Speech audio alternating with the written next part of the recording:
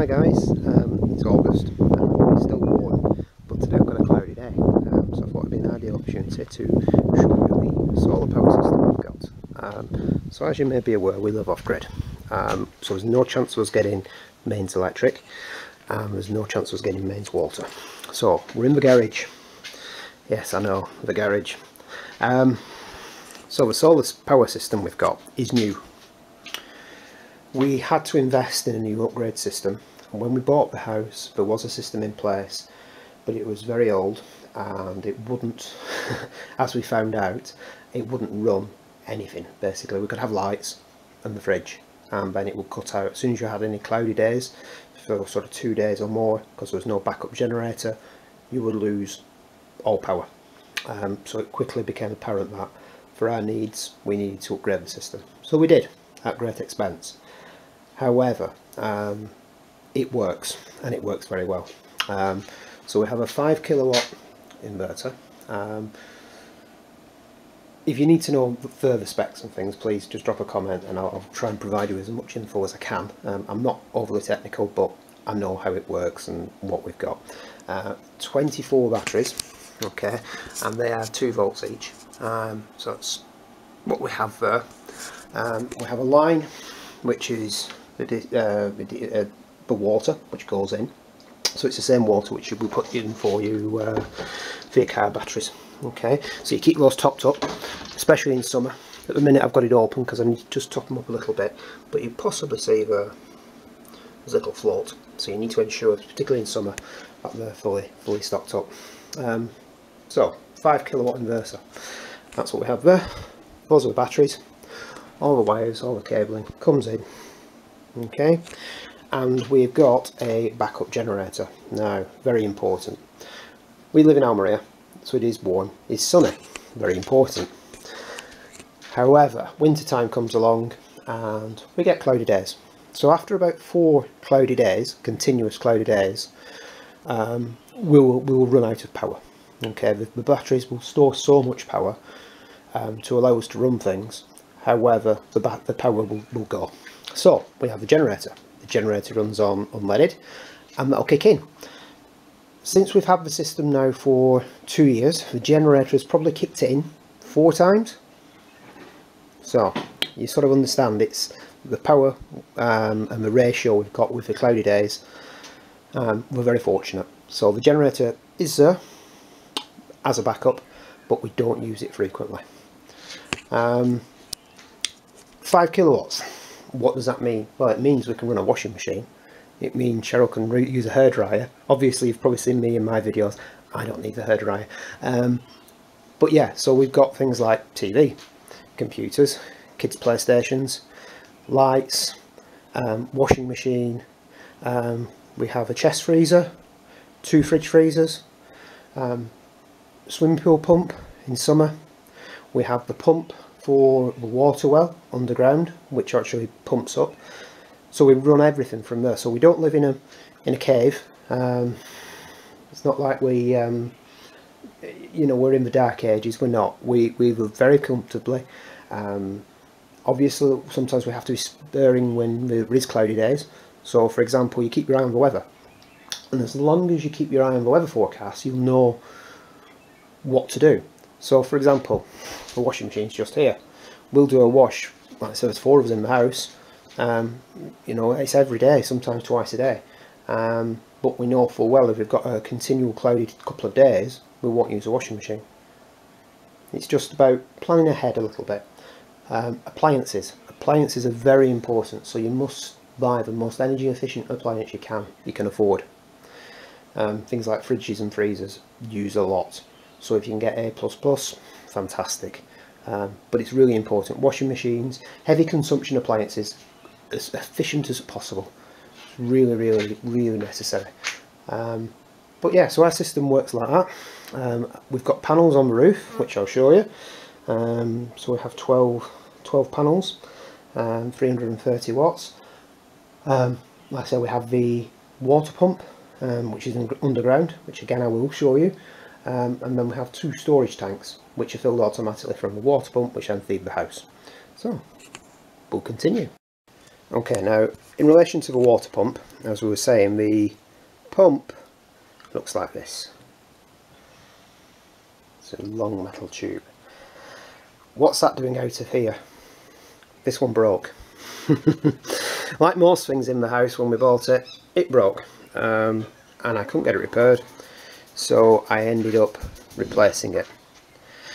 These things are expensive, 4 figures expensive, so it was over €1,000 for a new pump. So this actually fits, the tubing fits on the end here, and basically that drops down to the bottom of the well. Our well is nearly 100 metres down, and then that basically pumps up the water, which then goes up into the tanks. So if you're wondering what a water pump looks like, submersible water pump, that's it. Outside the property we have a separate wind turbine. At the minute there's not a lot of wind. That's in front of the house, so you'll see the spinner up there, so when we get the wind that will spin. We have the option of opening and closing it as well, so I've left it open for the time being, but that's opening and closing, so basically just pull the lever, this lever down. It's underground and goes along the black plastic piping, and it actually feeds this pond. So we have a pond in front, there's fish in there, but it's a residual pump, so we use it occasionally to water the bottom fields if we need to. You can see the sort of water line. So winter time, like I said, there's a few inches lower than it normally is, but you can see that. But that's an additional water source for us, so that comes up from underground. Like I say, it's wind powered wind turbine and fills up this sort of pond or balsa. Okay, so this is one of the water tanks. Now that's a 2,000 litre water tank, so that gets fed first from our well, so that's situated high, so it's all gravity fed.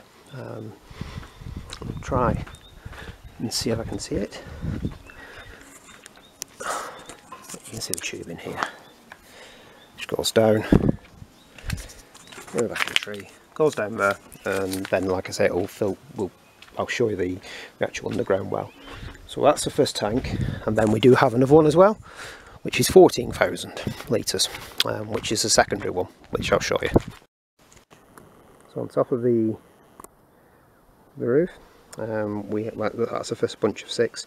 There's another one, panels just behind you, probably still one facing out. So we have 2 banks of 6, and they're 330 watts each. They're fitted in the direction of the sun. The sun comes up from sort of behind there, so the majority of the sun is directly above for most of the day, and then sets over there. So that's our solar power. That's the panels, and you can see up there the wind turbine. Okay, I've lifted the lid up for you, so you can see, but this is where the water well is. So we have a safety cover which we pull over and then fasten, and then we put some extra insulation over the top and a plastic sheet as well, and some raffia over the top of that.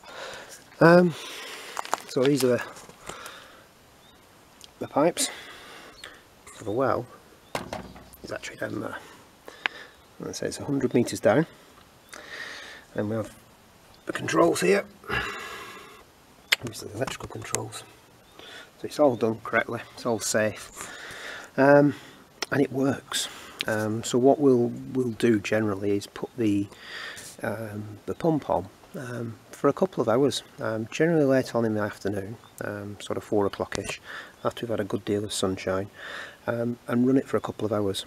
It's got a flow rate of around 3,000 litres per hour. So the front, like I said, the smallest tank is 2,000 litres, so it will fill that in under an hour, and the second one, like I say, is 14,000 litres.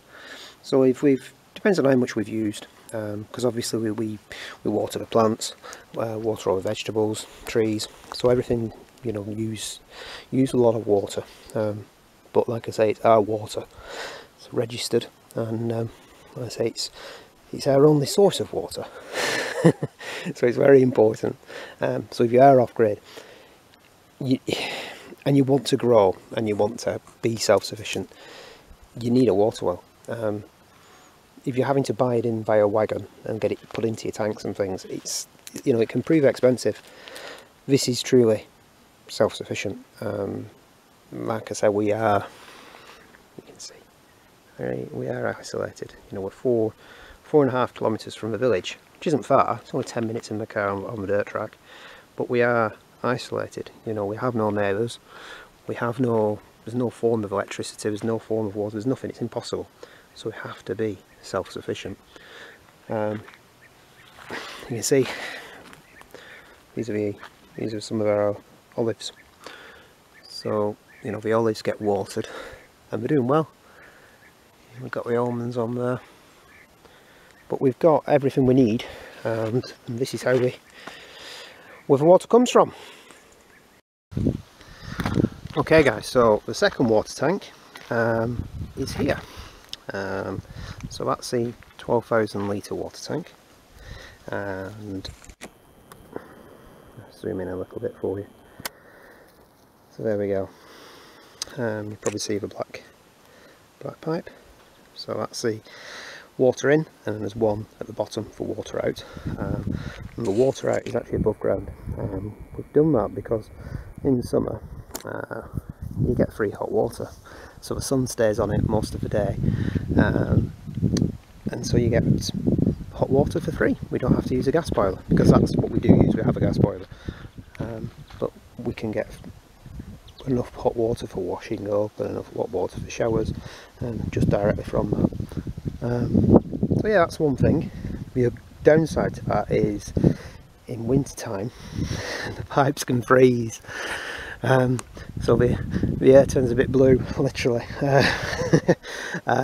So we're actually getting I'm going to put some lighting and things over them for this year, because it's something I didn't take into consideration. So yeah, we had frozen water pipes for a few days, and it took a little while to get them all defrosted and sorted. So for this coming winter, I'll look at putting some lagging over the pipes, and then hopefully that'll alleviate that situation.